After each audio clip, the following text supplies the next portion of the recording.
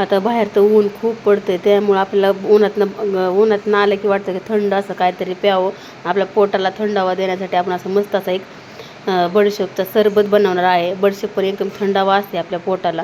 आता ह्यात मी काय केले, साखर घेतली, बडीशेप घेतली, विलायची घेतली आणि थोडंसं काळं मीठ असतं ते थोडं घ्यायचं, कारण का तरी चव छान लागते.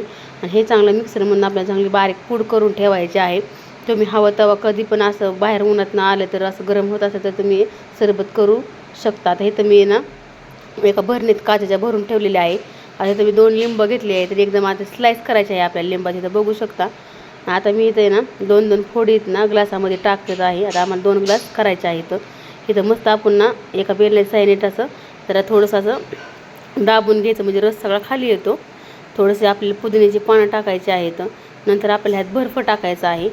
2-2 बर्फाचे खडे टाकायचे आहेत. एकदम थंडावा पोटाला पण वाटतो आणि खूप छान लागतं. आणि इथं मस्त मी बर्फ टाकून घेतला आहे. आणि 1-1 चमचा आपल्याला आहे ना ती पावडर केलेली आहे ना, तर ते आपल्याला 1-1 चमचा टाकून घ्यायचे आहे. आता इथं बघू शकता मी सब्जा आहे ना पाण्यातनं भिजत घातला होता, चांगला आपला फुगलेला आहे सब्जा. इथे 1-1 चमचे मी सब्जाचा टाकून घेतला. सब्जा पण आपल्या पोटाला एकदम थंडावा देतो छान. इथं आता मी सगळं पाणी टाकून घेते आणि सगळं मिक्स करून घ्यायचं आहे. बघू शकता कसा वाटला नक्की कमेंट करून सांगा. बडीशेपचं सरबत आवडलं तर लाईक शेअर सबस्क्राईब करत जावा. आणि तुम्ही काय म्हणता ह्याला नक्की कमेंट करून सांगा. आणि गूळ पण टाकू शकता, गूळ पण आपल्या थंडाव्याला चांगला असतं, गूळ पण शरीरासाठी. चला तर मग अशाच रेसिपी घेऊन नक्की भेटू पुढल्या व्हिडिओमध्ये. कसं वाटलं नक्की कमेंट करून सांगा.